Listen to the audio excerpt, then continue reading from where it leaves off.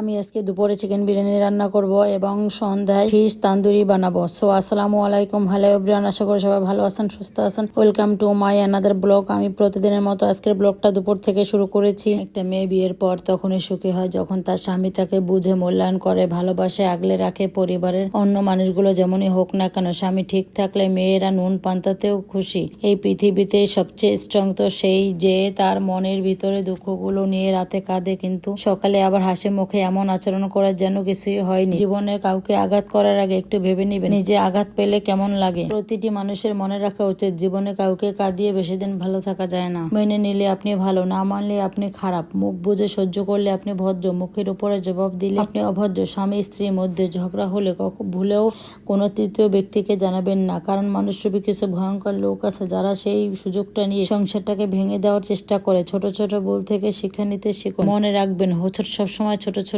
পাথরের সাথেই লাগে, পাহাড়ের সাথে নয়। যে মানুষটা সবার খেয়াল রাখে একটা সময় দেখা যায় একদিন তারই খেয়াল রাখার মতো কেউ থাকে না। কিছু মানুষ আছে যারা ভাবে আমাকে ছাড়া ওর থাকা অসম্ভব, তাই যা ইচ্ছে তাই করে বসে, কিন্তু তারা এটা জানে না যে ধৈর্যশীল মানুষের একবার ধৈর্যের সীমা পার হয়ে গেলে তারা সবকিছু ত্যাগ করতে পারে। মানুষ পাথরের মূল্য তখন বুঝতে পারে যখন নির্জন রাস্তায় কুকুর ঘিরে ধরে। কিছু মানুষকে বোঝানোর ক্ষমতা আমাদের নেই, তাই নিজে থেকে দূরে সরে যাওয়াটাই বুদ্ধিমানের কাজ। পৃথিবীতে সবচেয়ে নরম জিনিস হচ্ছে মানুষের মন। এটা ভাঙতে কোনো হাতুড়ির প্রয়োজন হয় না, মুখের কয়েকটি অবহেলিত ভাষাই যথেষ্ট। পৃথিবীতে সবচেয়ে আপন হলো মা। কেউ যদি অবহেলা করে দোষ তার নয়, দোষ নিজের, কারণ আপনি তার কাছ থেকে বেশি আশা করে ফেলেছেন। যদি আপনি গরিব হন তাহলে আপনার আত্মীয় স্বজন আপনায় দেখে এড়িয়ে যাবে, আর যদি ধনী হন তাহলে আপনার দুঃসম্পর্কের আত্মীয়রাও রোজ দুবেলা করে আপনার খোঁজ নেবে। সময় থাকতে প্রিয় মানুষটিকে মূল্য দিতে শিখুন। হারিয়ে গেলে কেঁদে কি লাভ। সম্পর্ক টিকিয়ে রাখার জন্য ইচ্ছা যদি দুই পাশ থেকেই থাকে তবে কোনো সম্পর্কই ভাঙা সম্ভব নয়। যদি কমে যায় ভালোবাসা আর বেড়ে যায় দূরত্ব, বুঝে নেবেন প্রয়োজনের চেয়ে বেশি আপনি তাকে গুরুত্ব দিয়েছেন।